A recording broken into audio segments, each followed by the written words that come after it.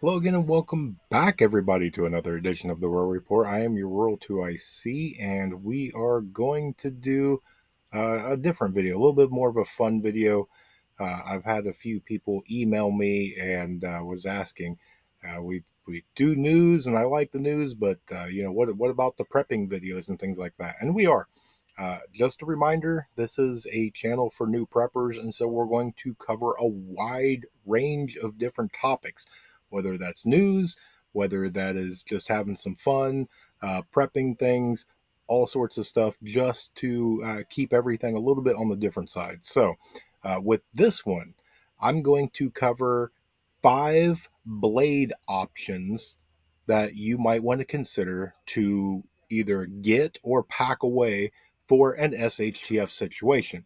Now, I'm going to throw in a bonus one at the end as well.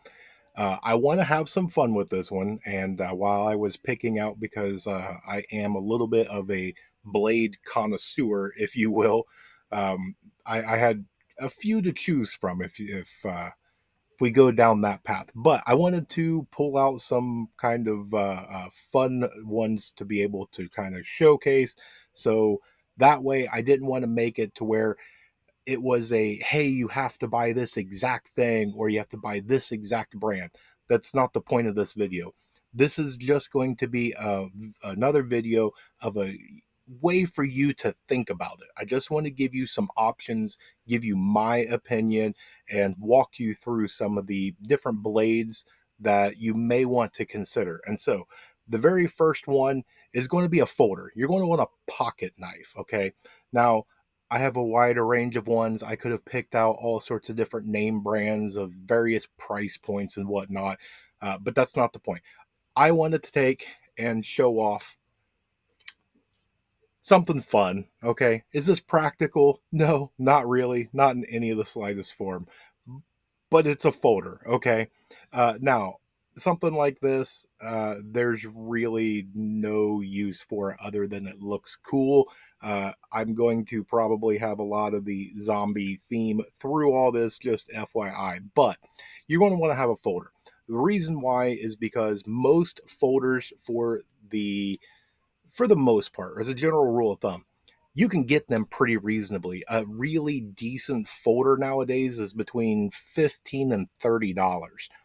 Really good name brands, and they will last for a good while. I've seen some of a good name brand on sale for Christmas for less than $10. I've seen some folders, go up into $100 or so. Okay, so different price points out there. Do what it is on yours. Now, a folder is light, it's compact, it gives you the ability to shove it in your pocket. It's why it's a pocket knife, and you're going to be able to kind of multiple use it. Now, I know there's a lot of people that will argue you should have a multi tool instead of a folding pocket knife. I would, if you're going to go down that rabbit hole, I would get both.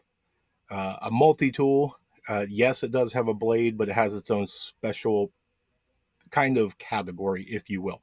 And so I didn't include it into this one, but to have just that quick pocket knife of something that's sitting right in your pocket, you can pull out really quick, uh, get it out to where it's open, it's ready to go, and it's just that utility sort of blade. You just use it for everyday sort of things that you're going to uh, utilize a blade for.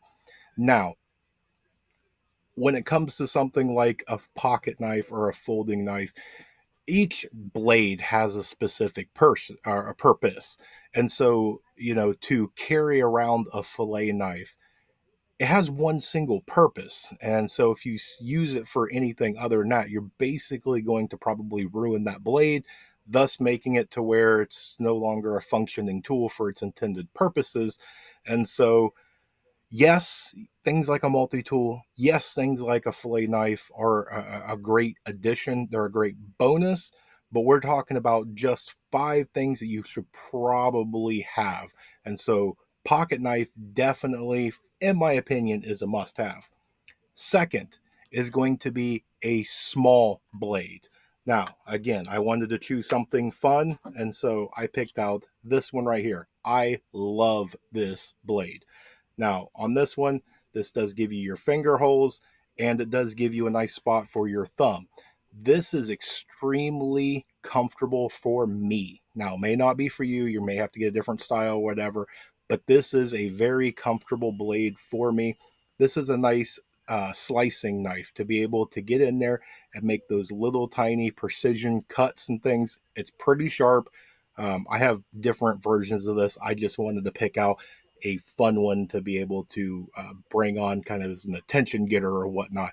But some sort of small blade, something for the more intricate cuts, something that for the most part you're not going to be beating on with a hammer, stabbing into bone or anything along those lines.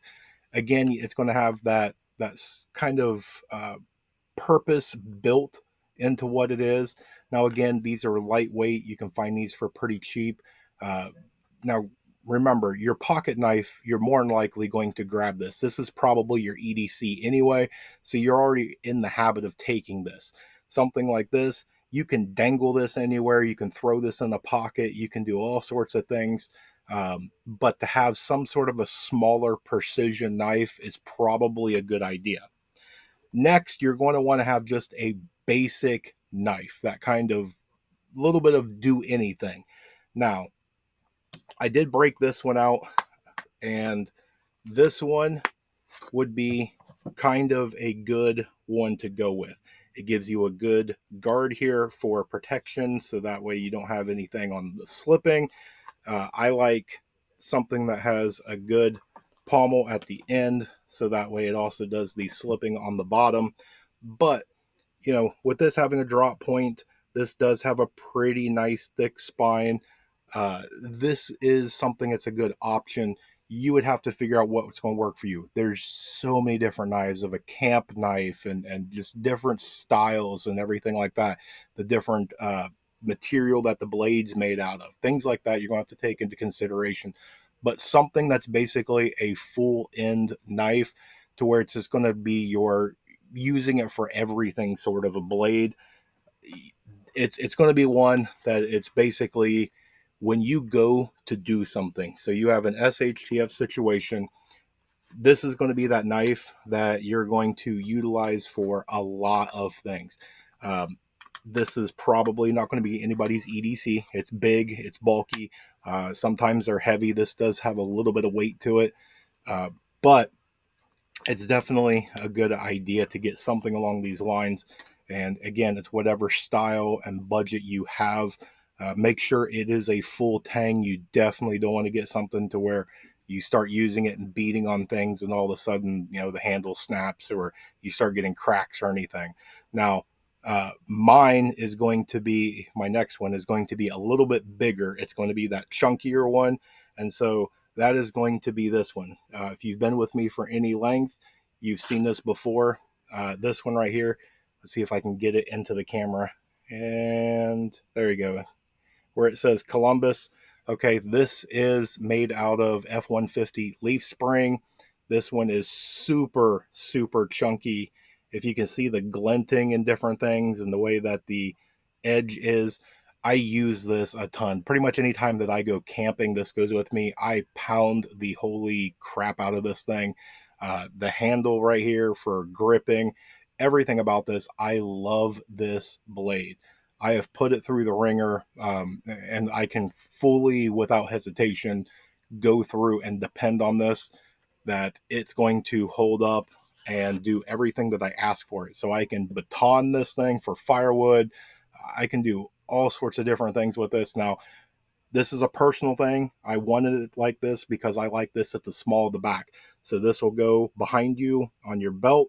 And so that way you can reach behind you and immediately just pull and you're ready to go. There's nothing that you have to unsnap. It's not a dangler to where it's smacking against everything. I love this style for a bigger blade. And so that right there is probably one of my absolute favorite must haves for me. But that bigger, chunkier blade is something you probably want to consider. Now, the last and final one, this is a smaller version. but you're going to want to have something like a machete. Okay, now, yes, this is a small version because this one, again, I wanted to stick with the zombie theme, which it's probably upside down. Let's go that way. There we go.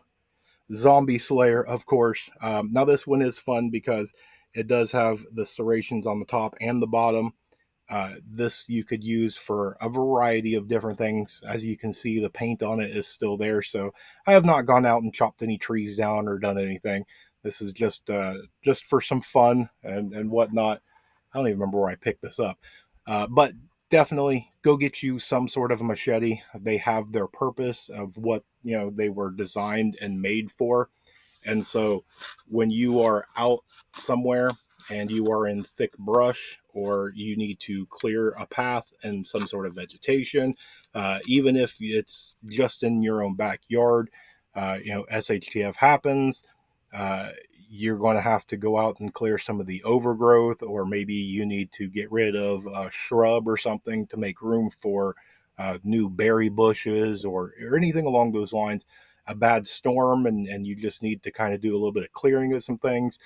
Having a machete is probably a really good thing to have. Now, with that being said, there's a few ideas. The last thing, which is the bonus one, that is probably a good idea. And again, I picked one out just so that way it would kind of go with yes, this probably has really not much of a function. And again, kind of fit with a little bit of the zombie theme that I seem to have. If I can get his picture, you can kind of see it there.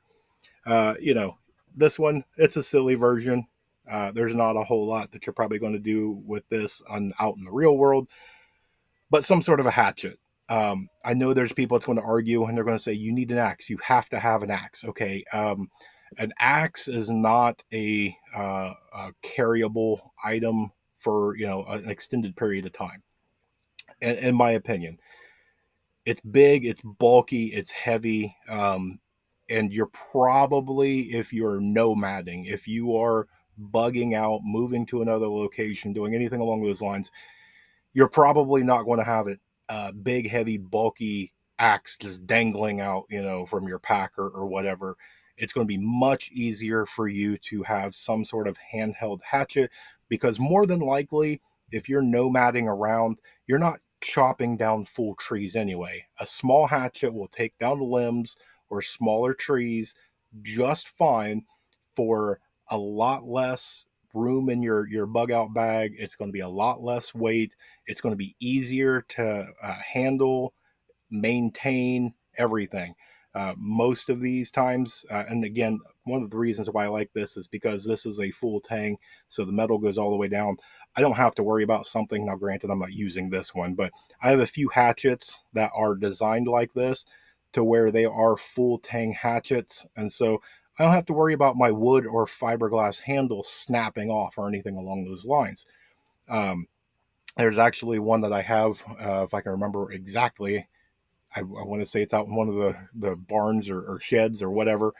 But it was actually a hammer design that got put into a axe head. And so it's all welded, it's all one piece metal. It's really, really heavy. But I mean, something along those lines. You're going to have to do your research. You're going to have to figure out what's going to work for you and things like that when you go to buy any of these things. A blade is a purchase that if you buy a good blade, you maintain it really well, and you use it how it was designed and functioned.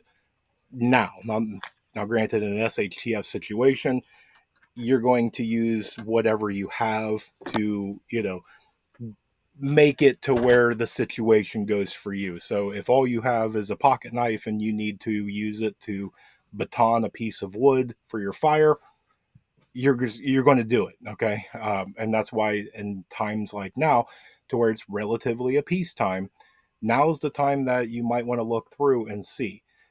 Now, I'm going to go through and I'm going to get ready and say a statement that is probably going to be controversial, okay? Um, Chances are, in an SHTF situation, you are going to want a blade over a firearm. Okay. Now, I know there's somebody in the comment section that's going to say that, you have to have a firearm. Hey, I mean, look at me. I am Second Amendment all the way. I do pew pew reviews. I love firearms, but you're probably going to use that blade way more than you're ever going to use a firearm. So if you don't have a big budget, and it's going to take you 6 months of saving up to buy a decent quality firearm, I would say push that back another month or two. Take the first part of that savings and go get you a quality blade first. Because when it comes to SHTF, the best way is to not be in that firefight. If you want to throw the line at me of bringing a knife to a gunfight, that's perfectly fine. The way around that is don't put yourself in a situation to where you're in a gunfight in the first place. Okay, so have a blade. You're way better off with a blade. Now, to backtrack for a second, you should have both. You should have a firearm and a blade. As I went through and shown, you should probably have multiple blades. You should probably have 2 to 3 blades at a minimum with your firearm. It's that thing right there. You're going to be cutting, sawing, uh, you know, doing all sorts of different things with a blade. You're going to need it for a lot of your stuff, whether it's building, getting firewood, uh, cutting any sort of cordage or material. You're going to need it. Hopefully not, but you're probably going to have something with medical. You're going to need it for game processing. A blade is an extremely important part when it comes to preparedness.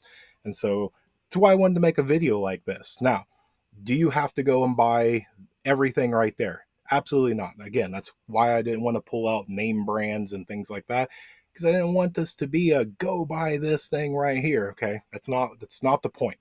My point is I want to show you blades are important. I think they're an undervalued and often overlooked and sometimes just assumed part of prepping. Blades are important, okay? And I will stand by that. That's the hill I'm going to die on. You need a good blade at a minimum, and use it kind of like the rule of water. Um, the more you have, the better you're going to be. The two is one, one is none. 1 gallon of water per day. Hmm, it might get you by. 2 gallons, you're better off. 3 gallons, okay, now we're talking. Probably the same thing with knives. You probably need a pocket knife. You probably need a good machete, and you probably need a really good camp knife or some sort of general purpose, heavy duty quality knife. It's just my opinion as a minimum. Let me know down in the comments. What do you think? Is there one that I forgot? Is there one I should add to the list? Is there one I should take off the list? Do you think that blades are important? Are they not important? Let me know what you think down in the comment section below.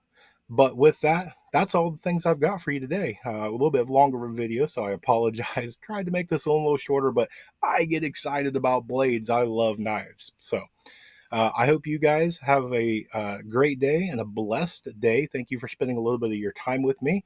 And with that, I want to say, above everything else, please remember to remain united, because we're all prepping in this together.